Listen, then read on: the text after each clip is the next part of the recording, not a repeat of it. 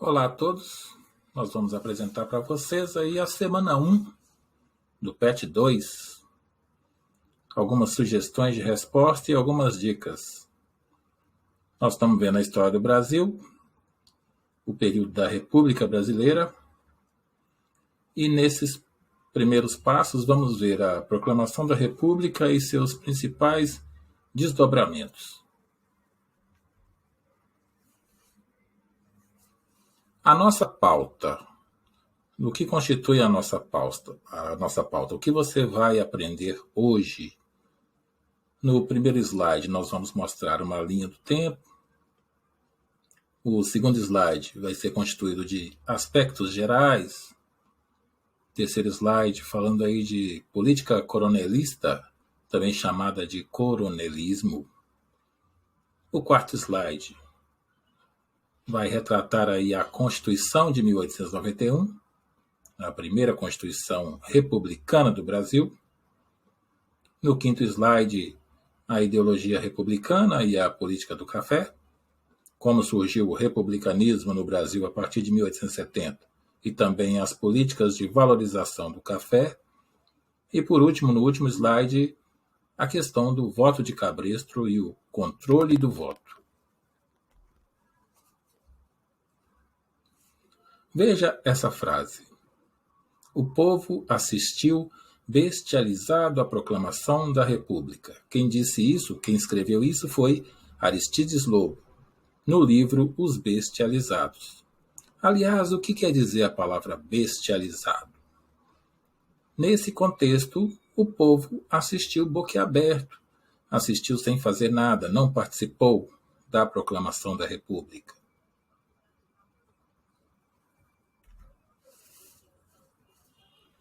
Vejamos aí algumas datas importantes da nossa linha do tempo. São alguns períodos históricos da República que nós não devemos esquecer. De 1889 até 1894, aí essa primeira parte, é a chamada República da Espada. Recebe esse nome porque é comandada por militares. Segunda parte, 1889 até 1891, está dentro da República da Espada, é o nosso primeiro general, primeiro militar, Marechal Deodoro da Fonseca. Veja que ele governou 2 anos, pois seu governo foi muito conturbado.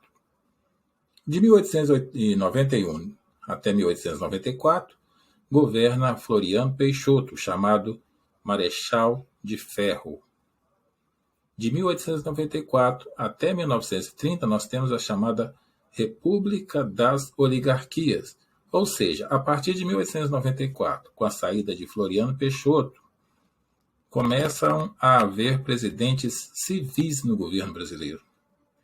E por último aí nós colocamos de 1930 a 1945 a chamada República Velha ou Era Vargas. Na verdade, esse período não faz parte da República Velha, mas nós colocamos aí o 1930 como marco final, última etapa, último capítulo da República Velha. Aspectos gerais. Como foram os primeiros anos da República no Brasil? A República no Brasil ela teve como característica principal 3 fatores: o clientelismo, o mandonismo e o coronelismo. O coronelismo, que é um ponto que liga os outros dois, ele pode ser resumido com a palavra troca de favores. Ele foi uma prática comum no Brasil durante a República Velha e ele permitiu o fortalecimento das oligarquias e também a opressão da população através da força dos coronéis. Os coronéis utilizavam-se de capangas para manter o seu poder local, manter o controle sobre as eleições.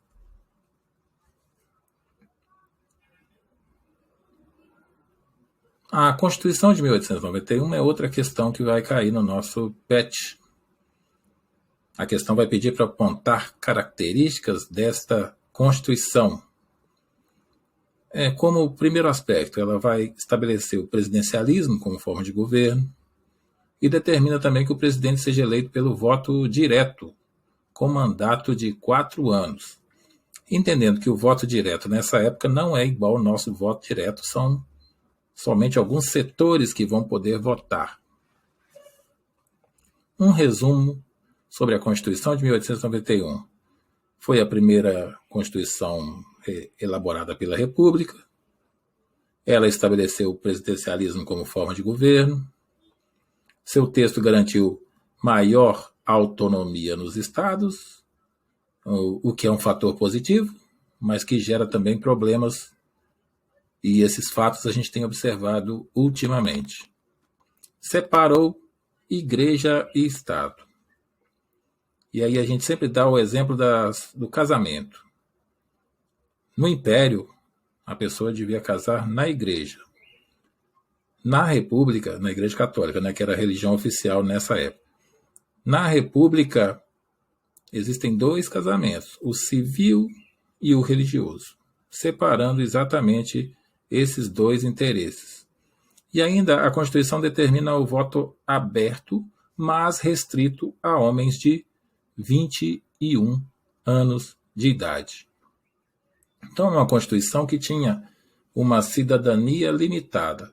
Ela dava um maior número de votos às pessoas, ela evolui, porque a Constituição anterior do Império, ela dava somente votos às pessoas que tinham rendas. Essa, ela estende um pouco mais, mas ainda não abrange, por exemplo, o grupo das mulheres. É uma Constituição limitada. O voto universal é um voto limitado.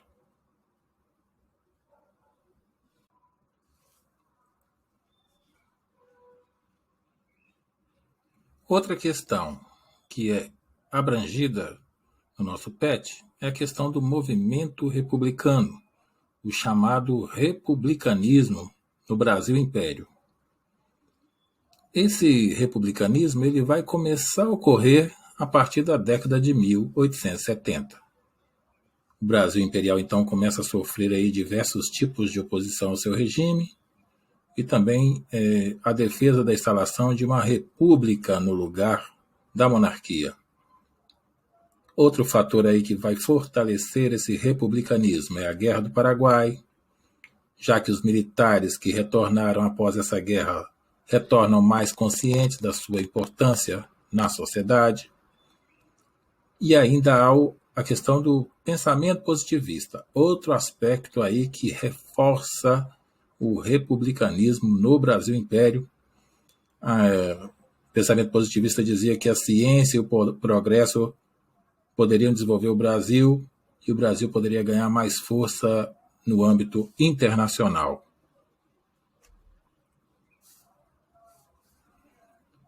Então, com tudo isso, a insatisfação com a monarquia vai ganhando força.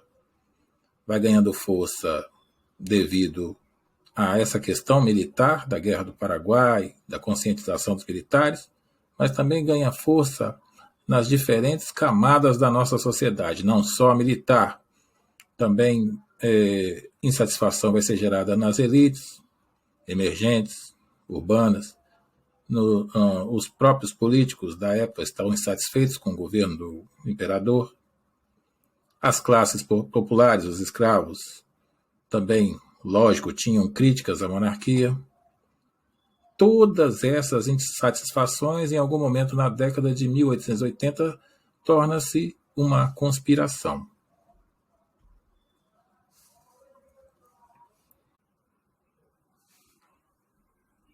A política do café durante a Primeira República.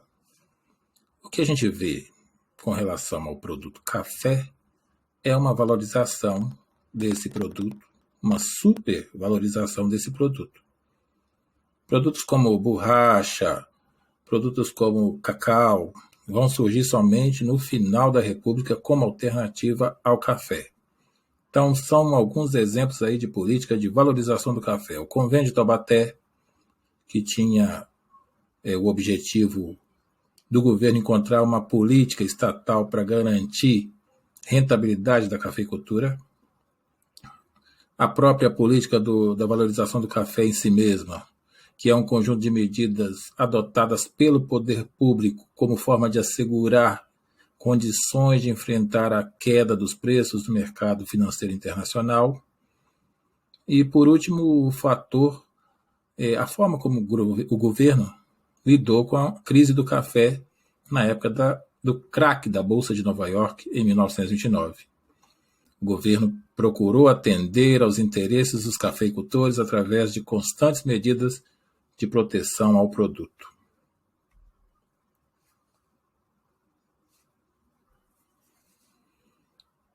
Com tudo isso, podemos definir que éramos uma sociedade agrária, na época da República Velha, marcada pela concentração da terra e ainda do poder político local e regional.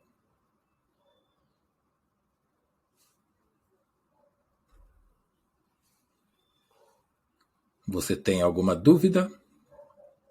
Pode me procurar, estou nos grupos do WhatsApp da escola, padrinho aí de um 9º ano e também do 3º ano noite. Terei o maior prazer em responder. Eu sou o professor Darli Jairo Dias. Meu e-mail, jairodiasdarli@gmail.com. Como disse, meu contato do WhatsApp também está nos grupos. E nesse segundo bimestre passaremos também a atender pelo aplicativo Google Sala de Aula. Você vai logar a partir do seu e-mail do aluno. O e-mail criado aí para fazer a prova diagnóstica será o seu e-mail agora de contato direto com o professor. Espero ter ajudado. Muito obrigado.